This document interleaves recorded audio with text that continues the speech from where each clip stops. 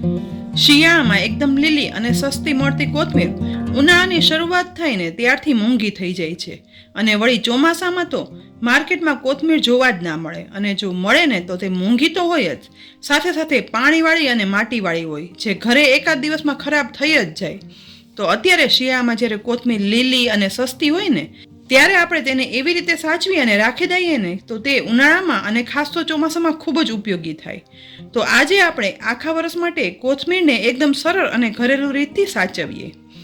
આજે મેં અહીં 2 જોડી એટલે કે ટોટલ 750 ગ્રામ કોથમીર લીધી છે.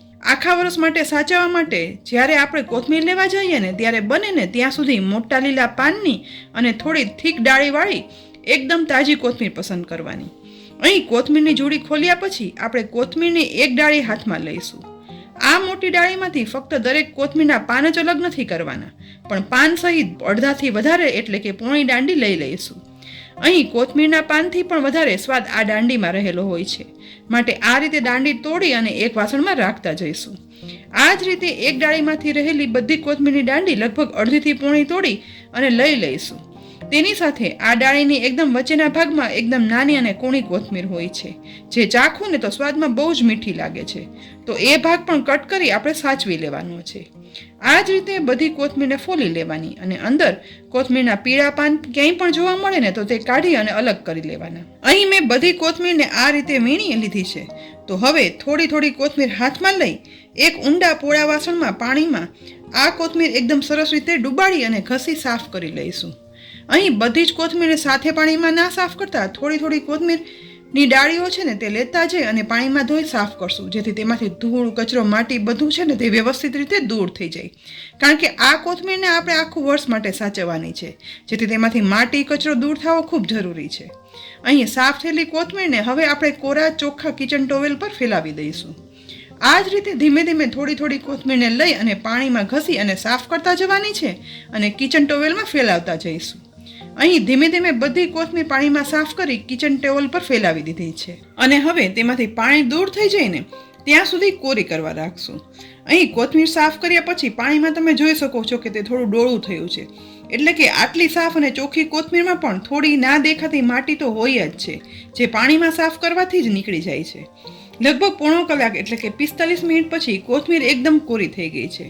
અંદર ક્યાંય પણ પાણીનો ભાગ પણ નથી રહ્યો. તો હાથમાં સમાઈ શકે ને તેટલી કોથમીરની દાંડી આપણે હાથમાં લઈ લઈશું અને હવે ચોપિંગ બોર્ડ પર કોથમીર લઈ ચપ્પુ વડે મીડિયમ સાઇઝની કટ કરી લઈશું. કોથમીર ચોપ કરતી વખતે પાન થોડા એવા આખા રહે ને તો વાંધો નહીં, પણ કોથમીરની જે દાંડી છે ને તેના વ્યવસ્થિત નાના ટુકડા કરી લેવાના છે. અહીં કોથમીરના નાના મોટા ટુકડામાં સમારાઈ ગઈ છે. તો હવે આપણે સમારેલી કોથમીરને એક ચોખ્ખા કિચન નેપકિન પર ફેલાવી દેવાની છે. કિચન નેપકિન પર એક સાથે નહીં પણ હાથ વડે એકદમ ફ્લેટ બધી કોથમીરને ફેલાવવાની છે. હવે આ જ રીતે બીજી કોથમીરને એકદમ વ્યવસ્થિત રીતે કટ કરતા જવાની છે અને કિચન નેપકિન પર ફેલાવતી જવાની છે. અહીં 750 ગ્રામ કોથમીરને કટ કર્યા પછી ટોટલ 2 કિચન નેપકિન પર એકદમ વ્યવસ્થિત રીતે બધી ફેલાવી દીધી છે. બધી સમારેલી કોથમીરને આપણે કિચન નેપકિન પર ફેલાવી દીધા પછી આપણે ઘરની અંદર જે જગ્યાએ પંખો વધારે ચાલતો હોય ને તે જગ્યાએ ફેલાવી અને રાખી દઈશું. પણ તેને તડકામાં બિલકુલ નથી સૂકવવાની, નહીંતર કોથમીર સુકાયા પછી તેનો લીલો કલર છે ને તે જતો રહેશે. અહીં તમને એવું લાગશે કે મેં આ કોથમીર છે ને તે તડકામાં સૂકવી છે, પણ એવું નથી. મેં અહીં કિચન પ્લેટફોર્મ પર જ કોથમીરને સૂકવી છે, પણ મારે સ્ટેન્ડ પર પ્રકાશ એટલો આવે છે ને કે જેથી એવું લાગે કે તડકામાં કોથમીર સૂકવી હશે. હવે આ કોથમીરને આપણે લગભગ 3 થી 4 દિવસ સુધી આ જ રીતે ઘરની અંદર સૂકવવા દઈશું. અંદાજે 4 દિવસ પછી કોથમીર એકદમ સુકાઈ ગઈ છે અને ઘરમાં જ કોથમીર સૂકવી હોવાથી કોથમીરનો કલર એવો જ લીલો રહ્યો છે. કોથમીર હાથમાં લઈ અને મસળતા તેનો ભૂકો થઈ જાય તેવી કોથમીર કડક પણ થઈ ગઈ છે. અહીં જો તમારે ઘરમાં માઇક્રોવેવ ઓવન હોય ને તો સમારેલી કોથમીરને 2 દિવસ સૂકવવાની જરૂર નહીં રહે. તેના બદલે સમારેલી કોથમીરને માઇક્રોવેવની પ્લેટ પર ફેલાવી અને રાખી દીધા પછી 2 મિનિટ માટે માઇક્રોવેવમાં ગરમ કરી લેશો ને તો માત્ર 2 જ મિનિટમાં એવા જ લીલા કલર સાથે કોથમીર સુકાઈ અને કડક થઈ જશે.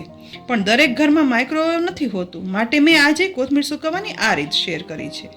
હવે બધી સુકાયેલી કોથમીરને આપણે નેપકિનમાં વચ્ચે એકઠી કરી લઈશું. અહીં મેં પણ સૂકવવા સમયે 2 નેપકિનમાં કોથમીર ફેલાવી હતી, પણ કોથમીર થોડી સુકાયા પછી મેં તેને એક નેપકિનમાં ટ્રાન્સફર કરી દીધી છે. અહીં હવે આપણે એક ઝીપર બેગ લઈ લઈશું. એકદમ ચોખ્ખી અને કોરી ઝીપર બેગમાં હવે આ ડ્રાય કોથમીરને ભરી લેવાની છે. અહીં જો કોથમીરને આ રીતે આખા પાનમાં ના રાખવી હોય ને તો ડ્રાય કોથમીરને પીસી અને પાવડર કરી પછી એરટાઇટ કન્ટેનરમાં ભરી અને ફ્રીજમાં રાખી દેશો ને તો 1 વર્ષ સુધી એવા જ લીલા કલર અને ફ્લેવરફુલ ને આ કોથમીર પાવડર રહેશે.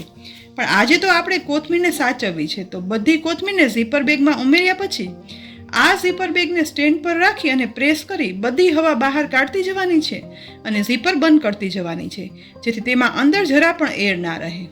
બસ ઝીપર બંધ થઈ અને પેક થઈ ગયા પછી આ બેગને આપણે ફ્રીઝરમાં નહીં પણ ફ્રીજમાં રાખી દઈએ ને તો આ કોથમીર 1 વર્ષ સુધી આવી લીલી અને સારી રહે છે. પછી કોથમીર જ્યારે મૂંગી હોય ને ત્યારે આ ડ્રાય કોથમીરને આપણે વાપરી શકીએ છીએ અને દર વખતે બેગની ઝીપર ખોલ્યા પછી ફરીથી બધી એર બેગમાંથી બહાર કાઢી અને પછી બેગ પેક કરવાની, જેથી કોથમીર ખરાબ પણ ના થાય. તો ફ્રેન્ડ્સ, કોથમીરને 1 વર્ષ માટે સાચવવાની આ રીત તમને કેવી લાગી તે કોમેન્ટ બોક્સમાં લખી અને જરૂરથી કહેજો, કારણ કે આ રીતે આપણે મેથીની ભાજી પણ સાચવતા હોઈએ છીએ. અને હા, ખાસ હવે પછી આ જ વીકમાં તમારા બધાની ડિમાન્ડ પર ખૂબ જ ઉપયોગી એવી આખું આદું, આખું સૂકું લસણ અને લીલું લસણ 6 મહિનાથી વર્ષ સુધી સાચવવાની રીતનો વિડીયોઝ આવી જ રહ્યા છે. તો અમારી ચેનલને જો હજી સુધી સબસ્ક્રાઇબ ના કરી હોય ને તો જરૂરથી સબસ્ક્રાઇબ કરી લેજો અને બાજુમાં આપેલ બેલ આઇકનને પણ પ્રેસ કરી લેજો, જેથી આવનારા બધા ઉપયોગી વિડીયોના નોટિફિકેશન તમને તુરંત જ મળી રહે. ફરી મળશું એક ઉપયોગી રેસીપી સાથે. ત્યાં સુધી આવજો.